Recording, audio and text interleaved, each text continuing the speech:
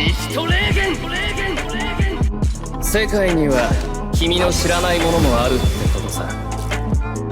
僕のシュリフト A アンチサーシス。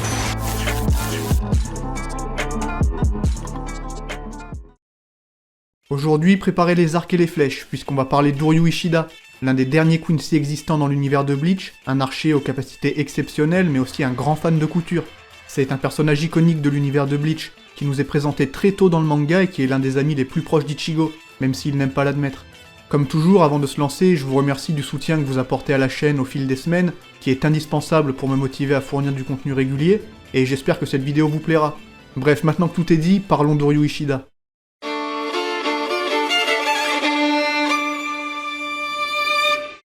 Le fils de Ryuken Ishida et de Kanae Katagiri est un personnage que j'apprécie beaucoup tout au long de la série, un Quincy très spécial témoignant d'un caractère calme, réservé, solitaire et assez cool. Niveau design, comme d'hab, on est sur du très lourd, et ses premières apparitions lors des chapitres 33 et 34 sont mémorables. Il fait en quelque sorte office de rival pour Ichigo, même si les deux ne partagent pas forcément les mêmes buts, et il nous montrera à plusieurs reprises que son désir de protéger ses amis n'a rien à envier à celui de notre héros. Mais il est aussi défini par sa grande fierté, ce qu'il appelle la fierté des Quincy, et dans laquelle il puise une grande force. C'est un combattant Quincy de haut niveau, qui pendant son enfance a été entraîné par son grand-père Soken Ishida. En plus de lui avoir transmis les arts Quincy, son grand-père lui a aussi inculqué le respect, la gentillesse, la dévotion et l'humanité, et lui a légué son rêve, le rêve qu'un jour Shinigami et Quincy puissent travailler main dans la main. C'est là la base du perso d'Uryu Ishida, qui lors de sa première apparition est un personnage troublé et plein de ressentiments. Il ne comprend pas vraiment comment son grand-père pouvait être si gentil même envers les Shinigami. Soken Ishida sera finalement tué par des holos, et c'est à cause de ça qu'Uryu en voudra énormément aux Shinigami, qui ne sont pas intervenus à temps pour sauver son grand-père. Il déteste donc ces derniers, et on comprend donc que le développement du personnage va tourner autour du fait que grâce à Ichigo et ses amis, il finira par s'apaiser, et réalisera même le souhait de son grand-père puisqu'il deviendra un des alliés les plus précieux du Shinigami remplaçant, et même du Seireitei, même s'il clame qu'il n'est en aucun cas l'allié des Shinigami, et qu'il agit seulement pour ses amis. Quoi qu'il en soit, je trouve le traitement du personnage très bon. C'est même pour moi l'un des meilleurs du manga, mais ça c'est seulement jusqu'à l'arc Fullbring. À partir de là, je trouve que Kubo fait un peu n'importe quoi avec le perso, mais bon, on y reviendra. Commençons plutôt avec les prémices. L'arc Shinigami remplaçant, qui nous propose plein de moments stylés et drôles. Entre le concours de qui tuera le plus de holo et l'affrontement mythique face au Menos Grande, on est servi. La première apparition d'Uryu est, comme je l'ai dit, vachement cool, puisqu'elle nous apprend dans un premier temps qu'il n'y a pas que les Shinigami qui peuvent détruire les holos. En plus de ça, Ishida semble bien plus rodé qu'Ichigo, surtout en termes de contrôle de sa pression spirituelle, et peut facilement repérer les holos, alors qu'Ichigo lui est encore vraiment nul à ce stade. Il faut dire qu'Uryu est en fait dans la même classe que lui, et il avait jamais remarqué son Reiatsu. Le Quincy va donc le défier pour lui prouver qu'il est le meilleur, en utilisant un appât à holo pour lancer un concours de frag. Il veut faire comprendre à notre héros que le monde n'a pas besoin de Shinigami, et semble très hostile même s'il ne compte pas s'en prendre directement à Ichigo. Mais dans tous les cas, il va vite regretter d'avoir fait le fou, surtout que bon, vous connaissez la différence entre Quincy et Shinigami, et le fait que les Quincy mettent en péril la balance des âmes. C'est bien entendu Urahara qui nous apprend ça, et qui nous donne les toutes premières infos sur cette faction qui jouera finalement un rôle majeur dans l'histoire. Vous le savez, ce duel va partir en sucette, avec des masses de holos qui arrivent, et les deux vont finalement devoir s'entraider. En apprenant l'histoire d'Ishida et des Quincy, Ichigo va être en mode Osef, viens on devient pote et on fume tout, et c'est à partir de là qu'Uryu va reconnaître sa valeur, alors qu'il comptait l'humilier juste avant, pour prouver sa fierté de Quincy et pour en quelque sorte venger et faire honneur à son grand-père. Et en s'alliant à Ichigo, ils seront capables de repousser le Menos Grande qui était apparu. D'ailleurs rappelons que Aizen est derrière tout ça, et avait fait apparaître ce Menos pour tester Ichigo. Ils seront aussi aidés par la team d'Urahara avec Jinta, Ururu et tout ça. Ça fait du bien de voir ça d'ailleurs parce que tous ces persos se font rayer de la carte assez vite. Ce qui me fume à ce moment c'est Urahara. À l'époque on savait pas qu'il pouvait laver le Menos en 2 secondes, du coup en relisant ces passages c'est assez drôle à constater.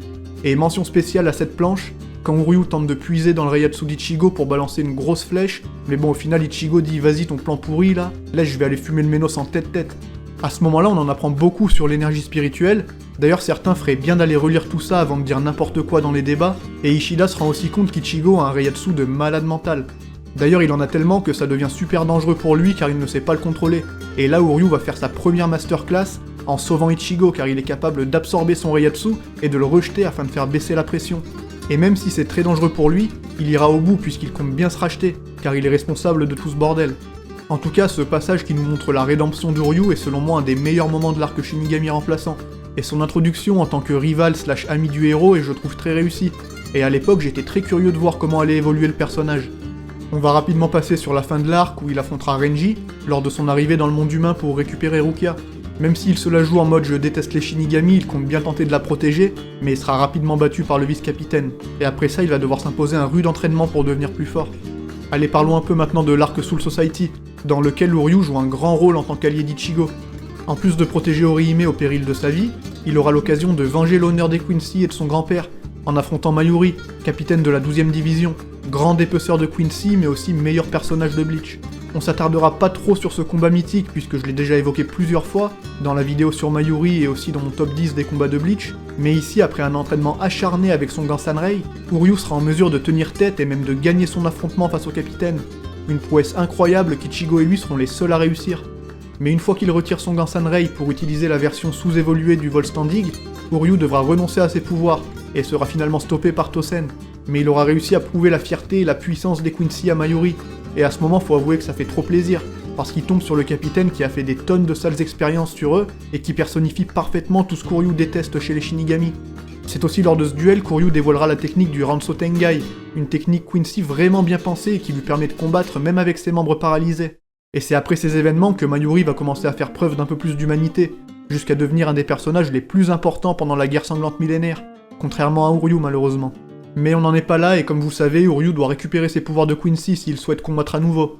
Pour le moment, il peut toujours se défendre vite fait, en utilisant des incantations Quincy avec des fioles de Reishi, mais c'est pas ouf, et il allait se faire fumer par un Ménos sorti de nulle part. Et oui, ce holo là c'est bien un Ménos les gars. Ça va être le moment de parler de sa relation avec son père, Ryuken, qui est le dernier Quincy de sang pur vivant et connu à cette époque. Et bien qu'il semble très puissant, il a décidé de couper les ponts avec tout ce qui concerne les Quincy et les Shinigami. D'après lui, aujourd'hui, être un Quincy ne sert à rien, car ça n'apporte pas d'argent. Et c'est vrai, dans le monde réel, être un Quincy a peu d'intérêt, à part pouvoir se défendre en cas d'attaque éventuelle, mais bon. Ce qui est sûr, c'est que tout cela énerve profondément Uryu, car son père semble se ficher complètement des enseignements de Soken Ishida. Mais il sera malgré tout d'accord pour l'aider à regagner ses pouvoirs, ce qu'il est le seul à pouvoir faire, mais à la condition que celui-ci n'intervienne plus jamais dans les affaires des Shinigami. Mais bon, pour ça, Uryu va se trouver une bonne excuse avec l'aide d'Urahara, car comme Ichigo est le seul Shinigami qui sera en Uekomundo, il dira que c'est pas vraiment les Shinigami qui l'aident pour le coup. Enfin bref, c'est des détails, parlons plutôt du Uekomundo, où je trouve encore une fois le traitement d'Uryu très bon. Sauf au début quand ils affrontent les deux Arrancars random avec Chad là. D'ailleurs, je sais pas si vous vous souvenez, mais l'arc Ginrei Kojaku d'Uryu peut tirer à ce moment-là jusqu'à 1200 flèches par salve, et ça c'est très important. Après ça, Uryu aura droit à 4 moments forts pendant ce séjour chez les Holos, dont on va parler maintenant. En premier lieu, son affrontement avec Chiruchi, membre de la Privaron Espada. Un combat très sympa où Uryu nous dévoile les Sele Schneider, ce fameux artefact Quincy qui lui servira de plusieurs manières. Ce combat ne lui posera pas trop de problèmes car il pourra surpasser le pouvoir de son adversaire grâce au Sele Schneider. Mais ce qui est intéressant ici selon moi c'est l'arrivée de Peiché en plein milieu du combat.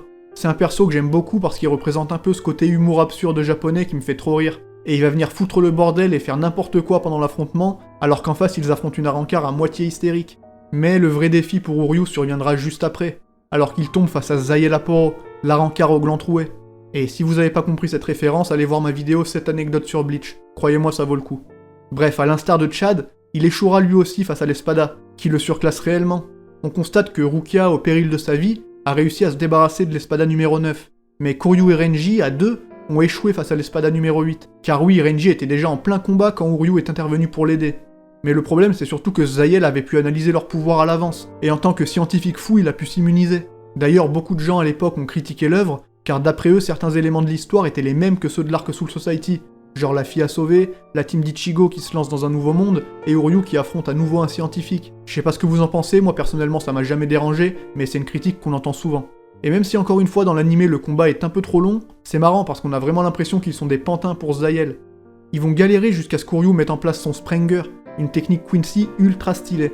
Et même si ça ne suffira pas à venir à bout de Zayel, c'est quand même un moment badass sur 20 d'Uryu, où il commence à se mettre à parler en espagnol, là il fait trop le fou. Mais Zayel pourra se régénérer direct en mangeant un de ses fractions au calme, et après être parti changer de vêtements, il va revenir et passer aux choses sérieuses. Faut le dire, au moment où Zayel nous dévoile sa résurrection, c'est fini pour nos deux amis qui ne pourront plus rien faire du tout. Et c'est Mayuri qui devra venir s'occuper de son homologue Arrancar, et comme vous le savez, il va lui apprendre la vie, et quelque part se venger un peu d'Uryu en détruisant un ennemi contre qui il ne pouvait rien. Les interactions entre les deux sont d'ailleurs bien drôles, et après l'affrontement, Uryu sera finalement soigné par le capitaine et par Nemu. On a donc pu voir les limites du Quincy, qui malgré son intelligence, sa vitesse et sa maîtrise très précise de son Reiatsu et des techniques Quincy, manque clairement d'une grosse puissance de frappe. et on ne l'imagine pas à ce stade vaincre un espada. Mais il va pourtant en affronter encore 2, sans aucune peur, dans la partie de son histoire que j'appelle l'arc Uryu héroïque.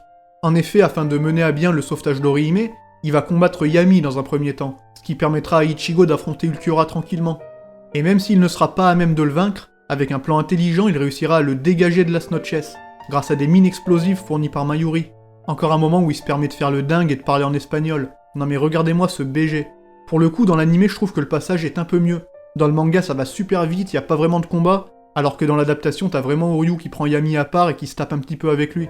En tout cas, grâce à ça, Orihime est à l'abri et Ichigo peut aller affronter Ulquiorra, mais bon, ça va tourner au vinaigre et Uryu va devoir intervenir, prêt à sacrifier sa vie alors qu'Ichigo est supposé mort. Il va tout donner face à Ulquiorra et se fera salement amocher, mais c'est en tout cas un passage vraiment badass, triste et qui permet de préparer l'un des meilleurs combats du manga de façon magistrale. Avec tout ça, c'est clair, à ce moment pour moi Uryu est un des meilleurs personnages du manga, qui ne brille pas forcément de par sa force incroyable, mais par son sang-froid, ses aptitudes, ses techniques complexes et son style incroyable.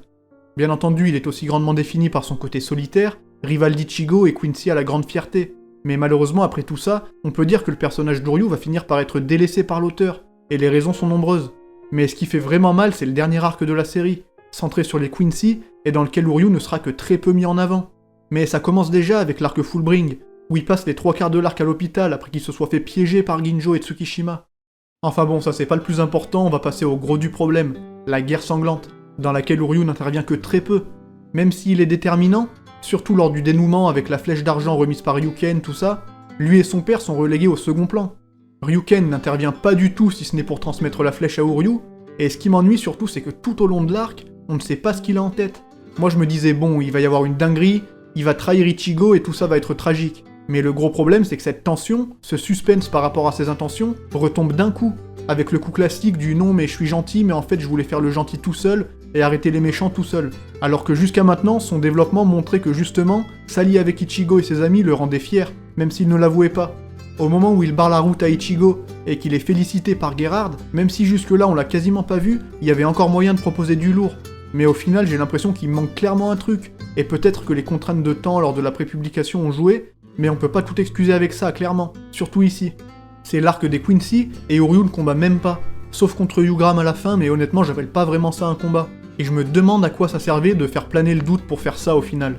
Ça aurait été bien mieux de voir Uryu agir de l'intérieur, peut-être même avec Ryuken, et les voir au sein du Vandenreich en train de faire du sale, genre buter des Sternritter de l'intérieur, ou mettre en place un vrai plan de ouf pour fumer Yua, parce que là bon, le plan d'Uryu faut dire qu'il était loin d'être ouf. En gros, il avait dissimulé dans le Varvelt plein de petites puces, léguées par son grand-père, et qui auraient pu détruire le Varvelt de l'intérieur. Mais bon, dans tous les cas, Yugram avait capté, au moment où Ichigo arrive justement. C'est là qu'Uryu nous dit qu'il voulait agir seul, car son plan est d'après lui l'unique moyen de vaincre Yua, qu'il voit comme littéralement invincible. Et du coup, à aucun moment il a cru en Ichigo en fait. En plus de ça, on insiste tout au long de l'arc sur le fait qu'il est un Quincy particulier, le seul n'étant pas affecté par l'Oswald de Yua, et il possède le Schrift A comme sa majesté. À ce moment-là, vous savez très bien que vous étiez en mode « Waouh, le pouvoir il va être ouf, ça va se taper sale ». Et au final, le pouvoir de Antithesis, tu le vois quoi, à une page, et c'est même pas clair. Même si c'est cheaté, ça c'est évident, Kubo avait prévu de plus développer ça. Ce pouvoir lui permet d'inverser n'importe quoi s'étant produit entre deux individus. Mais bon, ça suffit pas contre Yugram car son Schrift The Balance le rend quasiment intouchable. Et sans l'Oswald, on sait pas ce qui se serait passé. Est-ce que le pouvoir de The Antithesis permet d'échapper à la mort? Si le pouvoir peut s'activer après la mort, dans ce cas Uryu revient à la vie et son adversaire crève et du coup il est intuable. Ça me paraît pas impossible quand tu vois les pouvoirs de The Almighty, mais à mon avis c'est pas le cas et s'il meurt c'est cuit. Il était pas de taille face à Yugo. Ou alors peut-être que Kubo comptait faire un vrai combat, mais il a été contraint de faire en sorte que Yua lance un dernier Oswald pour finir les derniers Sterns par manque de temps. On peut rien garantir là-dessus, mais en tout cas, ce qui aurait dû être un énorme choc entre deux Quincy me laisse finalement un goût amer. Autre point noir aux yeux de pas mal de fans, pas de Volstandig pour Uryu. Bon ça à la limite moi ça me dérange pas plus que ça, mais j'avoue que ça aurait été stylé de voir un truc dans la continuité du Quincy Let's Steel, mais cette fois sans perte de pouvoir. Enfin bon, quoi qu'il en soit, vous l'avez compris, j'ai été très déçu du traitement d'Uryu dans cet arc, qui aurait dû être celui où il joue son plus grand rôle. Victime du trop grand nombre de persos stylés et des contraintes de temps de l'auteur, le personnage n'aura pas pu briller et beaucoup le respectent pas trop au final. Ce que je peux comprendre parce qu'on nous montre pas vraiment en quoi il est si spécial pour un Quincy. Le perso est tellement stylé, il méritait tellement de briller, et au moins un ou deux vrais combats ou alors plus de développement par rapport à ses intentions aurait pas été de refus. En tout cas, après la guerre, Uryu finira médecin tout comme son père, et c'est là-dessus que s'achève son histoire. J'espère comme d'habitude que cette vidéo vous aura plu. Uryu est un perso que j'apprécie beaucoup malgré tout, et j'espère que cette vidéo aura au moins pu vous rappeler qu'il est loin d'être un mauvais personnage. Quoi qu'il en soit, si vous l'avez apprécié, n'oubliez pas de laisser un like et de vous abonner à la chaîne. On est toujours de plus en plus nombreux à partager la passion de Bleach et ça aide vraiment pour garder la motivation. Donc merci à tous, et moi c'est là-dessus que je vous dis vive Bleach, et à la prochaine tout simplement.